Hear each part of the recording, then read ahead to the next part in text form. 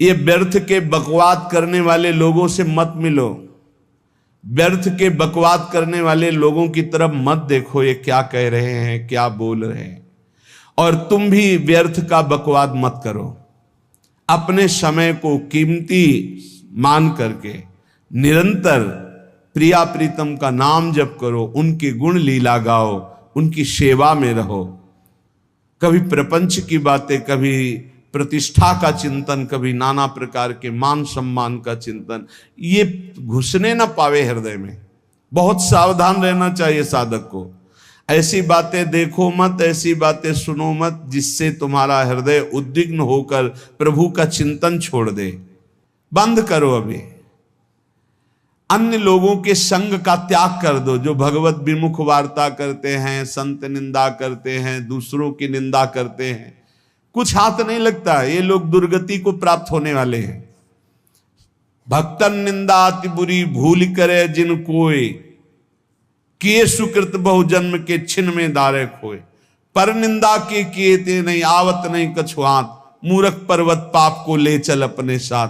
तो अलम कश्यापि संगत्या, ऐसा संग मत करो जिनके पास बैठने से भक्त निंदा, जन निंदा, भगवत निंदा हो। ऐसे से दूर रहो। अलम बंद कर दो ऐसे लोगों का संग। रात दिन हम श्यामा श्याम का नाम जप करेंगे, श्यामा श्याम के लीला गुण गाएंगे, श्यामा श्याम के ही धाम का शोभा का चिंतन करेंगे। जब तुम अपना जीवन श्यामा श्याम के चरणों में न्यौछावर कर दोगे तो पूरा भार श्यामा श्याम ले लेंगे और तुम्हारे हृदय में मस्ती आ जाएगी।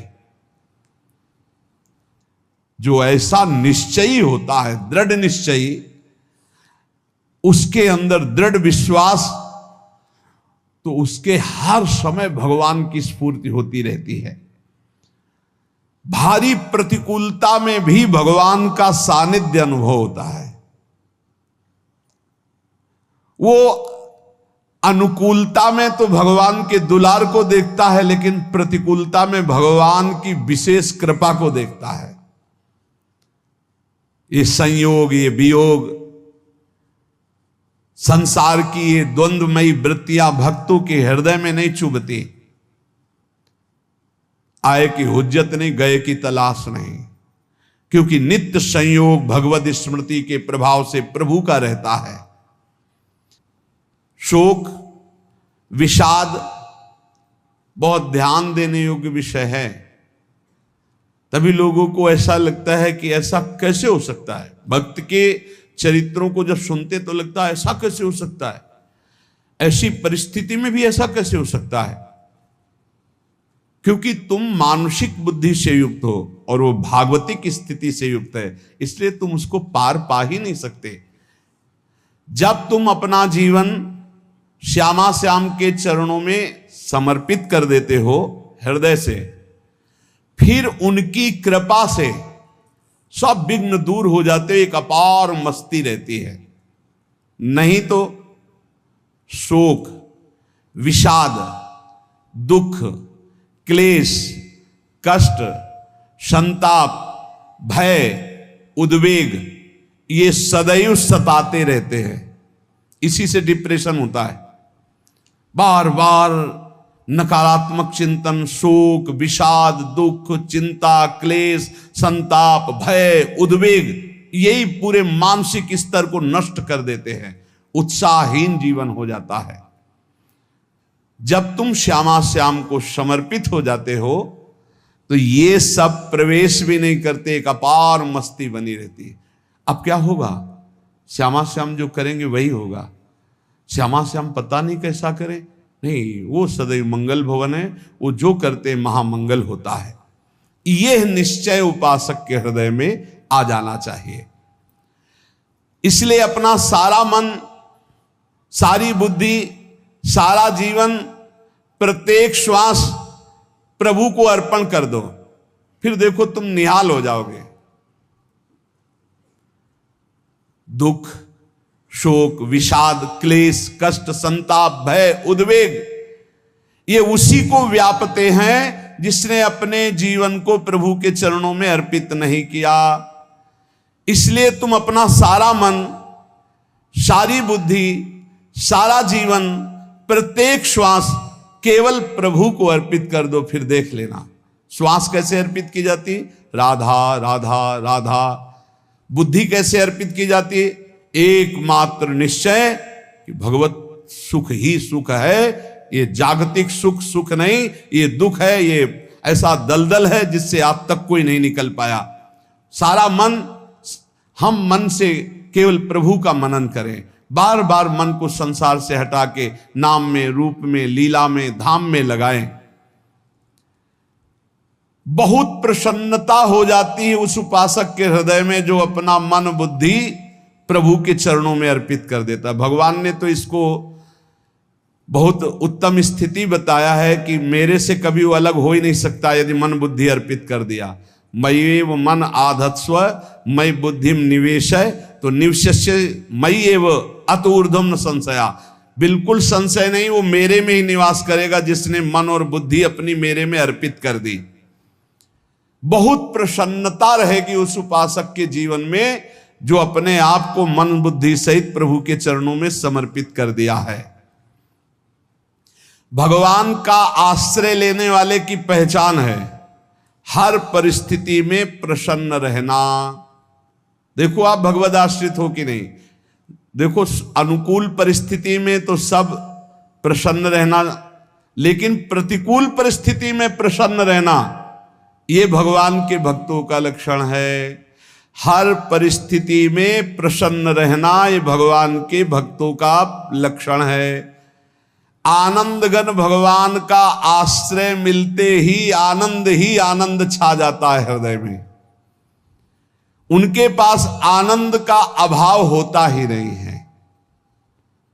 जैसे सूर्य का प्रकाश उदय होते ही सूर्य का प्रकाश संपूर्ण अंधकार को नष्ट कर देता है, ऐसे ही भगवान का संपूर्ण आश्रय लेते ही सब दुख चिंता शोक नष्ट हो जाते, आनंद ही आनंद। तुम भगवान के मंगलमय रूप को नहीं जानते हो, पर उनके मंगलमय भाव को, विधान को मानना शुरू कर दो। जो भी होता है मंगलमय होता है। हमने जीवन में देखा है,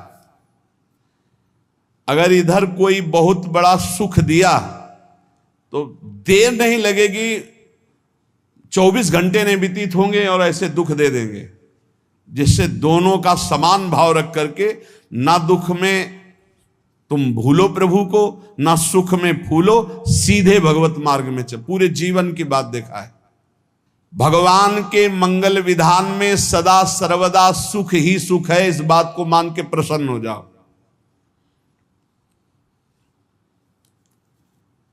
जब भगवान का भजन करने वाले की तन्मयता बढ़ती है भजन में, तो द्वेषी जन अपने आप तैयार हो जाते हैं। भक्त कभी किसी से द्वेष नहीं करता, अपने आप वो द्रोह करने लगते। तो नरसिंह मेहता जी से बहुत गांव के कई लोग थे जो जलते थे, ऐसे जलते थे कि अब क्या करें, कैसे मिटा दे नरसिंह मेहता जी को। अब उपाय तो मिल नहीं रहा था। तो एक दिन संतों की मंडली आई और उन्होंने कहा कि हम रास्ते में कोई चोर आदि धन ना ले ले, इसलिए यहां से किसी की हुंडी चलती है क्या द्वारिका में? पहले ऐसा था। बोले हाँ हमारे यहां बहुत बड़े सेठ हैं नरसिंह मेहता जी, पर आप कहोगे वो मना कर देंगे। कई बार कहोगे, अगर वो स्वीकार कर ले तो वहां। और उनका लक्ष्य था कि नरसिंह मेहता जी की तो खाने की भी सुविधा नहीं थी, हुंडी कहाँ की बात आई। उनका था कि जब वो ना कहेंगे तो संतजन नाराज हो जाएंगे, अगर हाँ कह दिया तो वहां हुंडी चुकेगी नहीं, तो संतजन अपने आप इनको शाप दे देंगे, अपराध बन जाएगा, ये नष्ट हो जाएंगे। संतों को भेजा नरसिंह मेहता जी ने, सबकी दंडवत की, चरण पखाड़े। तो उनका ये इतना रुपया है, द्वारिका में साधु सेवा हम करेंगे, वहां तुम्हारी हुंडी चलती है, तो आप अरे उनका आप कहाँ भूल रहे हो, यहाँ खाने की भी व्यवस्था। बोले हमें सब पहले से बता दिया गया कि आप मना करोगे, बार बार मना मत करो, हमें पता है। तो उन्होंने ठाकुर जी की तरफ देखा, बोले क्या लीला है प्रभु, संतों से हम क्या कहें, ये ले रुपये। उस समय स्वर्ण की मोहरें चलती थी, बेच के बाजार से खूब उन संतों को पवाया, उन्हीं संतों की सेवा की। और उनका अपने सेठ का नाम तो बताओ जहां हमें जाके हुंडी मिलेगी। सेठ, सावल शाह सेठ। संत जन गए वहां, पूछा कि नरसिंह मेहता जी का जिन सेठ से परिचय, उनका नाम सावल शाह सेठ, उनकी गद्दी कहाँ है? तो जो कुछ भक्त थे वो द्वारिकाधीश की तरफ संकेत करते कि वही हैं। बोले नहीं नहीं, वो सेठ है, उनकी गद्दी चलती। पूरी बाजार में कहीं कोई। अब संत जन एकांत में होकर के बहुत विचलित हुए, क्या हमारे साथ धोखा हुआ? नरसिंह मेहता जैसा संत क्या धोखेबाज हो सकता है? देखो, संशय तो बहुत विचित्र होता है। बड़े बड़ों को संशय हो जाता है। जब भगवती सती जी को संशय हो गया, राम जी को, हे खग हे मृग हे मधुकर श्रेणी, ऐसा पूछते हुए कि सच्चिदानंद कैसे हो सकते, तो किसी को हो सकता है, क्योंकि वो बुद्धि की अधिष्ठात्री देवी है। जो ही उनके मन में ऐसा आया कि क्या हमारे साथ धोखा हो रहा है, इतने में ही देखा जय हो सावल शाह सेठ की। वो कहा सावल शाह सेठ? तो देखा बढ़िया मुनीम जी उनके साथ, सेठ बस्ता लिए हुए मुनीम जी, सरकार इधर से चलो। तो उनका सावल शाह सेठ आपका नाम है? संतों ने कहा। बोले हाँ। बोले नरसिंह जी? हाँ। बोले आपकी हुंडी आ गई है। हुंडी एक कागज में लिखा कि ये हमारे सेठ जी को दे देना। वैसे लोग मुझे माखन चोर कहते, कोई कुछ कहता, लेकिन आपने सेठ बना दिया। जब आपने सेठ बना ही दिया तो आप कभी परवाह मत करना तुम। और ये सेवक आपकी सेवा में सदैव तत्पर है। भगवान ने ऐसा लिखा। जो भगवद आश्रित है, एक बार ये चलता रहता है, जो संत जन होते हैं उनके विरोधी अपने आप बन जाते हैं, किसी से कोई मतलब नहीं, अपने आप विरोधी बन जाते हैं। कबीरदास जी का पूरी काशी में यश था। भजन करने वाले महापुरुषों का यश बढ़ता है जब, तो जो भजनहीन होते हैं उनके हृदय में जलन पैदा हो जाती है और वो उनको विविध प्रकार से फंसाना चाहते हैं, उनको कष्ट देना चाहते हैं। तो कबीरदास जी के यश को धूमिल करने के लिए कुछ ब्राह्मणों ने एक रचना रची। मुड़ मुड़ा के कबीरदास जी के शिष्य बन करके पूरी काशी के सब आश्रमों में निमंत्रण दे आए। कल भंडारा है, संत सेवा है, सबने स्वीकार किया। कबीरदास जी अपनी दिनचर्या करके निकले तो संत मंडली आने लगी। बोले कै बजे सेवा है? साधु सेवा। बोले कौन सी साधु सेवा? बोले कल आपके शिष्यजन निमंत्रण दे के आए, पूरी काशी के सब संत आ रहे हैं। कबीरदास जी ने कहा यहाँ तो एक की भी व्यवस्था नहीं, पूरी काशी के संत आ रहे। अच्छा, समझ में आ रहा है, लीला बिहारी तुम लीला करना चाहते हो। गए अपना निकल गए गंगा किनारे, एक झाऊ के नीचे बैठकर अपना भजन ध्यान में मगन है। 11-12 बजे तो उन्होंने देखा संतों की मंडली, काशी तो बहुत। कबीरदास जी ने देखा कि आश्रम की, तो बोले पता नहीं क्या होगा, चलो चलते हैं। तो ऐसे गमछा वस्त्र करके ऐसे डालकर मुंह ढक करके, वहां बड़ी बड़ी पंगत लगी थी। कबीरदास जी सबको पाओ जी पाओ। कबीरदास जी के रूप में स्वयं भगवान पाओ जी। कबीरदास जी ने कहा अच्छा, जब स्वामी परस रहे तो हम भी बैठ के पा ले। तो जब उसी पंगत में बैठ गए अपना कपड़ा ढक करके, और जब मोहरे की दक्षिणा दे रहे थे सब लोग कि वाह कबीरदास जी ने आज तो साधु से। सबको जब कबीरदास जी के सामने आए तो ऐसे मुंह ढके, बोले देखो जो मेरा होता है उसे मुंह छुपाना नहीं पड़ता, मुंह ढकला नहीं पड़ता। लो दक्षिणा, तुम भी दक्षिणा लो। कबीरदास जी को कबीरदास जी दक्षिणा दे रहे, और वो कबीरदास जी है भगवान, और ये पाले वाले कबीरदास जी है भगवान के जन। कभी भगवान अपने, अरे जमाने जोर लगा ले, कितना जोर लगाएगा, भक्त और भगवान का झंडा कभी न झुकने पाएगा। बिल्कुल चिंता शोक भय उद्वेग रहित जीवन भगवद आश्रित। तुम भगवान के मंगल विधान में सदा सर्वदा प्रसन्न रहो। अब ये विचार कर लो कि भगवान जो करेंगे तुम्हारा मंगल करेंगे। अब थोड़ा ऐसा बीच में लगता है कि अमंगल हो रहा है क्या, लेकिन पक्का समझो बहुत बड़ा मंगल उनका विधान होता है। बहुत ही उत्तम मंगल होता है भगवान के शरणागत का। भगवान हमारे विचारों वाले नहीं हैं, हमारे विचार प्राकृतिक है, भगवान के विचार चिदानंदमय हैं। वो अपने विचार से हमारा मंगल करते हो, हम अपने विचार से मंगल चाहते हैं। भगवान के विचार से मंगल ही हमारा होगा, इसलिए कभी हमको चिंता शोक भय नहीं करना चाहिए। भगवान की ओर से कभी तुम्हारे लिए ऐसा विधान नहीं होगा कि तुम दुखी हो जाओ, बस तुम्हारी सोच हो सकती है, उसका परिणाम बहुत मंगल होगा। जगत की ओर से निराश हो जाओ, किसी से आशा मत रखो, फिर आप देखो आपका जीवन कैसा आनंदमय व्यतीत होता है। ये जो जगत की आशा है यही दुख प्रदान करती, सच्ची जगत की आशा ही दुख प्रदान करती है। अगर जगत से कोई संबंध न रखा जाए और भगवत भाव में रहकर तो बहुत अच्छा जीवन चलेगा।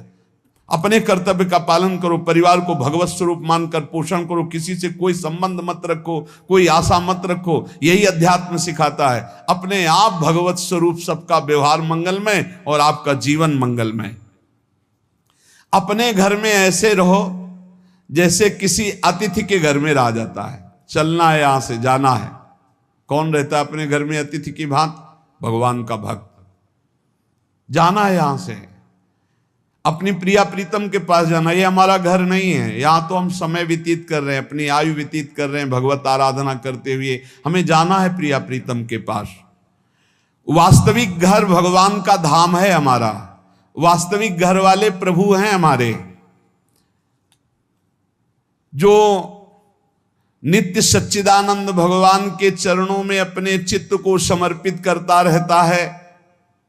उसको यह अनुभव होने लगता है कि बड़ी कृपा है हमारे ऊपर, भगवान की बड़ी कृपा है हमारे ऊपर। सर्वसमर्थ परम सुहृद भगवान ऐसे भक्त के ऊपर हर समय वरद हस्त रखे रहते हैं। ये केवल प्रवचन नहीं, सच्ची बात मानिए। ऐसे भगवान का वरद हस्त हर समय रहता है। जब भगवान की छत्र छाया में भक्त अपने को देखता है तो आसपास घोर विपत्तियों का भी समुदाय हो तो भी वो आनंद में मगन रहता है। हर हालत में आनंदित रहना ये भक्त का स्वभाव है। भगवान ऐसे भक्तों को प्यार करते हैं जैसे कछुआ अपने अंडे को बाहर रख आवे और रात दिन उसका चिंतन करे। जब भक्त भगवान को समर्पित होता है तो भगवान रात दिन उसकी ऐसे चिंतन सुरक्षा करते हैं। अभय, ये दैवी संपदा का पहला गुण है। ये भगवान के शरणागत पर जागृत हो जाता है, वो भयभीत नहीं होता, किसी भी उससे भयभीत नहीं होता। यही डरपि हरिवंश हित, जिनो भ्रमय गुण सलिल पर। इस डर से डरते रहना चाहिए कहीं गुण रूपी पानी में फिसल न जाए, नहीं तो गलती हो सकती है। साधक सावधान रहे। ये अभय दैवी संपदा का सबसे बड़ा गुण है। जो भयहारी भगवान की शरण में आ जाता है तो उसके अंदर ये अभय प्रकट हो जाता है। अगर कहीं तुम्हें एकांत में भय लग रहा है, एक आदमी तो एकांतिक में आए थे, वो कह रहे थे कि हमें हर समय भय लगा रहता कि कोई हमारे पीछे है, अंधेरा तो लगता कोई खड़ा है, मैं जीना मुश्किल हो गया, ऐसा भय। देखो ये मन कैसा है, भगवान से विमुख होने पर कैसे डरवाता है। वो कह रहे हैं हर समय मुझे डर लगा रहता है, कोई सामने खड़ा है, कोई पीछे खड़ा है, ऐसा भय लगने लगता है। और जब भगवान की शरण में आ जाते हैं तो ये अभय स्थिति हृदय में जागृत हो जाती है। कोई भी भय आसपास आ ही नहीं सकता, यहां तक कि नरक का भी भय खत्म हो जाता है जो भगवान की शरण में है। महापापी भी पुण्यात्मा महान भक्तों के समान वो उत्तम गति को प्राप्त हो जाता है जो भगवान की शरण में हो जाता है। पर ये जो भोगों का आश्रय लिए हुए हैं, मनमानी आचरण कर रहे हैं, ये कभी उस अभय को जान ही नहीं सकते कोई अभय पद है क्या। इनको तो कदम कदम पर शोक, भय और दुख की प्राप्ति होगी। कोई बचा नहीं सकता जो भोगों में लगे हैं, मनमानी आचरण कर रहे हैं। अगर निर्भय होना चाहते हो, परम सुखी होना चाहते हो, तो भगवान के शरणागत हो जाओ। सारे जगत को अभय दान देने वाले भगवान हैं। भगवान का एक प्रण है, ममपन शरणागत भयहारी। जो मेरी शरण में आ गया उसके भय का मैं नाश कर देता हूं। साधना में अवस्था मन की मानी जाती है कि आप कितने अच्छे साधक हैं। यदि आपका मन भगवदाकार है, हर समय भगवत चिंतन चल रहा है, आपके स्वप्न भागवती का रहे हैं, आपके विचार भागवतिक हैं, तो आपकी अच्छी साधना हो रही है। और यदि आपके स्वप्न गंदे आ रहे हैं, क्योंकि स्वप्न में मन का ही सारा खेल होता है, और आपकी चिंतन वृत्ति वासनात्मक चल रही, तो अभी साधना का प्रभाव मन पे नहीं पड़ा है।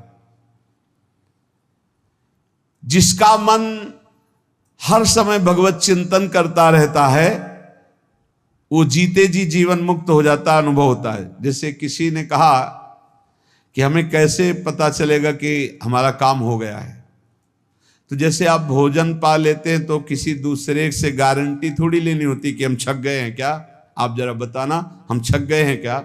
नहीं, अपने हृदय में आ जाता है कि अब मैं तृप्त हो गया। ऐसे ही अपने हृदय में आ जाता है कि मेरा काम हो गया, अब मेरा जन्म नहीं होगा। ये हृदय में आ जाता है, अपने आप अनुभव में आ जाता है। जब स्वरूप बोध होता है तो किसी और से सलाह थोड़ी लेनी होती है, वो अपने आप अनुभव में आ जाता है। हाँ, यदि गुरुदेव का वर्ण नहीं किया है तो फिर आपको किसी न किसी गुरु से प्रमाणित करवाना पड़ेगा। और अगर गुरुदेव का वर्ण किया है तो वही मंत्र, वही नाम, वही गुरु शरणागति आपको अंदर से पुष्ट कर देगी कि आपका काम हो गया है। विषय चिंतन करता हुआ मन विषय आसक्ति को प्राप्त होता है। विषय आसक्ति को प्राप्त हुआ मन बार बार जन्म मरण और नरक को प्राप्त होता है। बस ये विषय चिंतन हटाना ही प्रमुख कर्तव्य साधना का है। बार बार मन को विषयों से हटा करके प्रभु के नाम में लगाओ, प्रभु के रूप में लगाओ, प्रभु की लीला में लगाओ। जहां भगवान प्रकट होते हैं वहां परमानंद की बाढ़ आती है। पर ये ध्यान रखें, गुलाब का फूल कांटों में खिलता है, उसकी सुगंध लेनी, फूल लेना है तो कांटों से बचाकर। ऐसे ही जब आप भगवत चिंतन के लिए चलेंगे तो आपका चिंतन चुराने के लिए माया विविध नाटक करेगी, कांटे फैलाएगी। कोई तुम्हारी निंदा करेगा, कोई अपमान करेगा, कोई उपहास करेगा, तुम्हारी अव्यवस्था हो सकती है, तुम्हारी परिस्थिति बहुत भयावह हो सकती है। इन परिस्थितियों में भी भगवत चिंतन का तार ना टूटने पावे तो आगे गुलाब का फूल है। जैसे कांटे से बचाकर गुलाब का फूल लेते हैं और भगवद अर्पित करके सौरभ का सुख लेते हैं, ऐसे ही भगवान के प्रेमानंद का अनुभव करने के लिए संसार के कांटों से बचना होगा। और खिलेगा यही फूल संसार में ही, मनुष्य देह में, और योनियों में नहीं। भगवत प्राप्ति स्वर्ग में नहीं होगी, इसी मृत्यु लोक में होगी। पहले मन नहीं लगता भगवत चिंतन में, भगवत चिंतन जबरदस्ती करना पड़ता है। भगवत चिंतन जे ही प्रारंभ करोगे ते ही बहुत बाढ़ आ जाएगी पाप चिंतन की।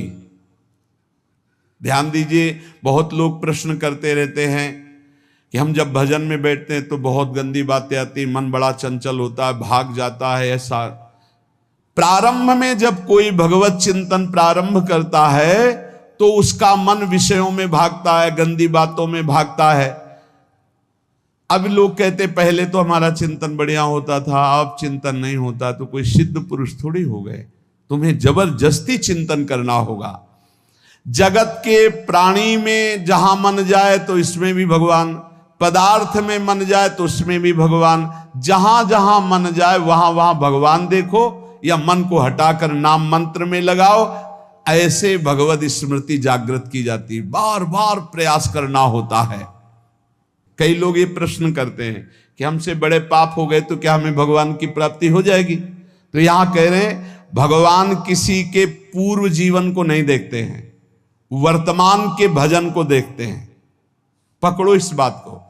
अगर वर्तमान में आज आप सुधर गए हो, नाम जप कर रहे हो, तो आप भक्त हो। ये गीता जी में भगवान ने कहा, अपिचेत सुदुराचारो भजते माम अनन्य भाग साधुरेव समंतव्या सम्यक व्यवसिता। ऐसा बहुत दुराचारी पहले रहा है, बाद में उसके मन में आ गया कि भगवान के सिवा हमारा कोई कल्याण करने वाला नहीं, हमारा कोई नहीं। तो भगवान कहते हैं मैं उसे साधु ही मानता हूं, उसे साधु